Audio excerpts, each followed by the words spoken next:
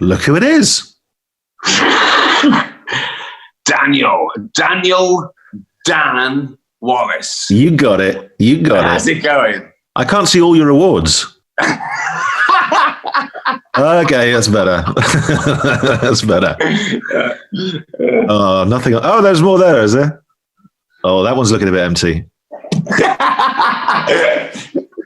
How are you? Oh, dear. I think of you every time I hear the term power belly. It's my favourite new term. It's the power belly. I'm getting a good power belly now. Well, it's like an abdominal shelf, isn't it? So it's when they're putting the big stones on. That's really good. Power belly. Yeah. I read about I saw a documentary about Eddie Hall. He has to have like 8 meals a day, and sometimes it hurts to even eat that much. Yeah. And he's sticking with it though. He looks good now. Now he's retired. He looks a bit. Do you know what I mean? A bit. Yeah. Now. It's he's slimmed down a bit. Yeah. No, totally. Slimmed down a bit. He's only 300 pounds. Yeah. So you are listening to the Important Broadcast here on Radio X with me, Danny Wallace, and what a pleasure. Guess who we've got with us right now, down the line, in an office, wood-panelled office, lined with awards, golden trinkets, Man of the Match awards. There's some volleyball trophies I can see. Ricky Gervais, thank you so much for joining us. Everything's ironic with you, isn't it? Yeah. I get it. You started off with your spoofing your radio voice, and then it turned on. And then it turned to me, didn't it? It's a pleasure to be here, whether you think so or not. I do. I'm a huge fan of yours, so let's have a bit of that. Yeah. Okay. Well, there's so many nice things I can say, particularly at a time like now. I mean, what an exciting time to be Ricky Gervais. Generally, it's quite an exciting time to be Ricky Gervais. But Friday just gone, After Life 2 was released on Netflix. The first series, such a huge hit. You must have had some of the most gratifying reviews, of your distinguished career for that. Genuinely, I mean, I've never had a reaction like it, and I don't just mean the size of the reaction, because that could obviously.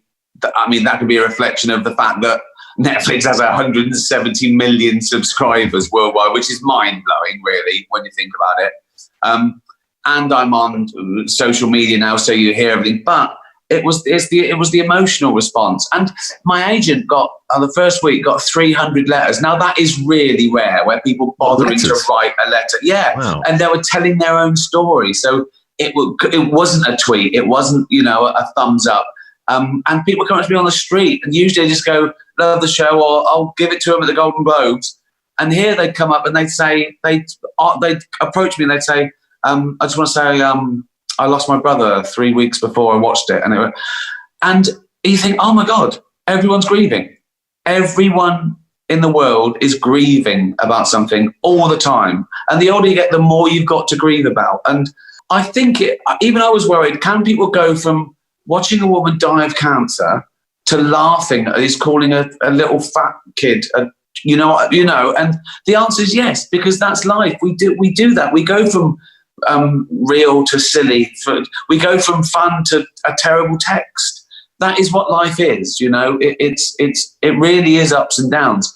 And so, of course, people can cope with it. And if it's done well and it's done real, people don't really cope with it. They positively enjoy it because they identify with it.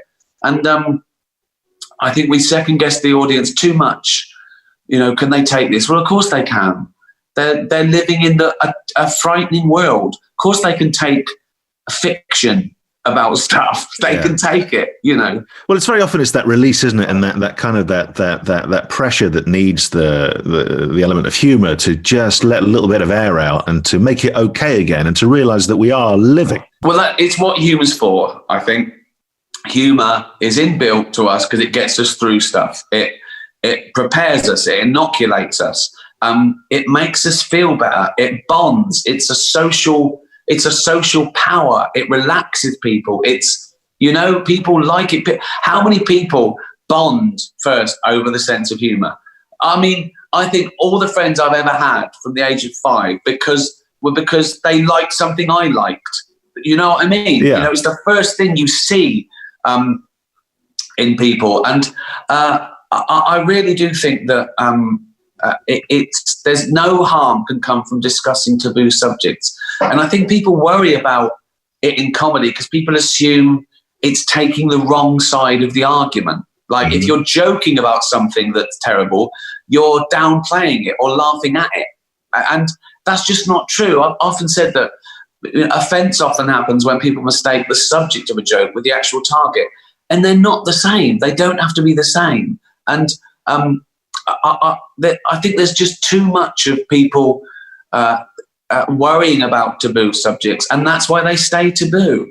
And I think that just laughing in the face of adversity is good for you. It really is. And I think I don't really differentiate in fiction between comedy and drama. I think they're branches of the same tree. They're both emotions that are caused by you thinking stuff, and we create our own heroes and villains as role play for the soul.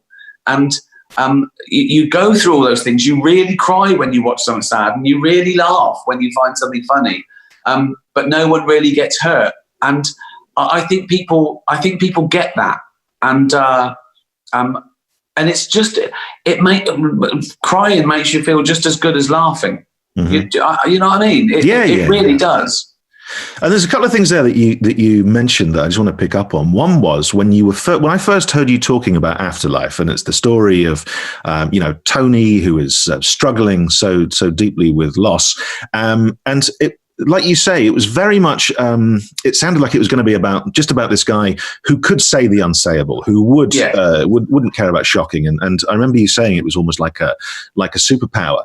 And it feels like now, because of the public reaction, because of the fact you get these like 300 letters in the first week or whatever, because people are stopping you in the street and talking about their own experiences, it's not about that anymore. That high concept could be a film kind of thing. It is much more. It's broader and deeper.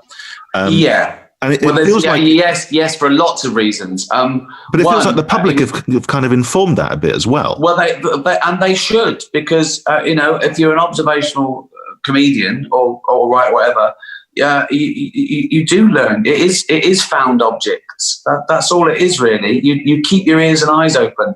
And you do see trends in that. You study human behavior, and all those things that you worry about, like, oh, this is going to the dark side. Well, people are drawn to that. They're drawn to that for lots of reasons.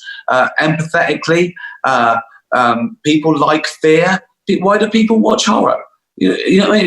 This is horror. You'd go, oh, I don't want to watch that then. It's frightening. Well, oh, give it to me. Of course we do.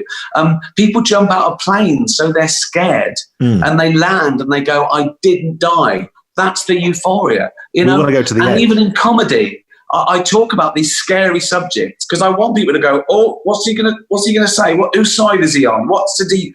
And it's like I'm taking them through a scary forest, and out the other side it's all sunny, and we just laughed and no one really got hurt. Wouldn't it be funny if you could say anything and not worry about the consequences? Well, you can't.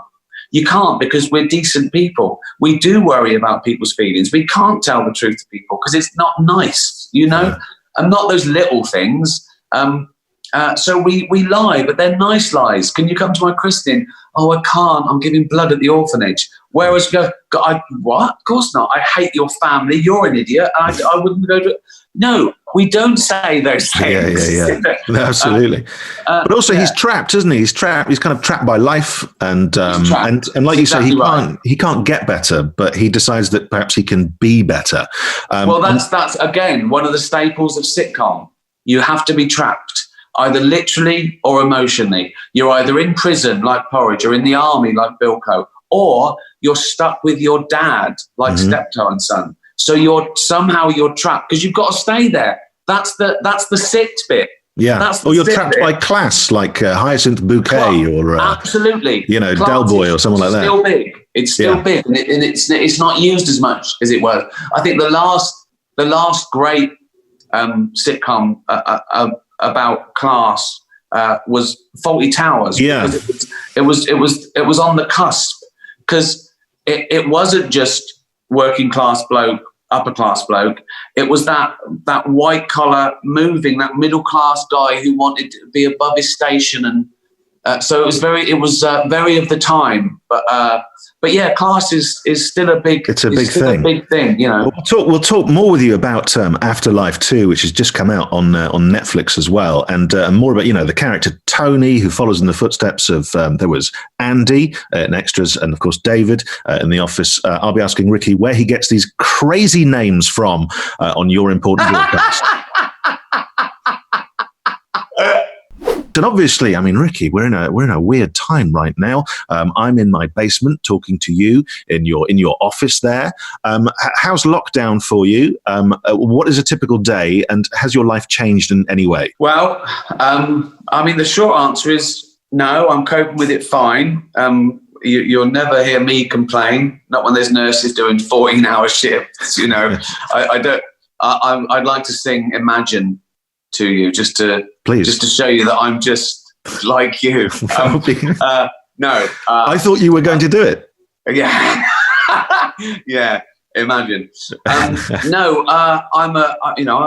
most days if I'm not filming, I'm writing and pottering around and thinking of stuff. Of a typical day, I'd say if from 6 o'clock, I'm sat on the couch drinking wine, watching Netflix anyway. So that's the same. It's mostly admin.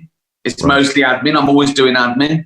If I'm doing PR, I mean, I've done more PR than I would usually, because why wouldn't I? It's me sitting at home on Zoom around the world. That's so much better than actually getting up and going there. Yeah. Do you feel more? Do you feel some people are talking? I was just going to say some people are talking about feeling quite productive at the moment, whereas others are feeling very unproductive. Either is fine. How has it affected you in terms of? Well, I guess that I started off. I mean, the only thing that really was affected in my working life was the fact that gigs were postponed, which is fine. It's like that we do those later when people can enjoy it. It's not the worst thing in the world to have a gig postponed. Afterlife was finished, which was very lucky. And as I say, I was starting PR anyway. So I don't know if I'm probably not any more or less productive. I think people think that when you write something, you get up, you have a coffee, and you sit at your typewriter, like in the movies, and you work, and then you look at your watch and it's 8 o'clock. That doesn't happen. As I say, most of it is admin.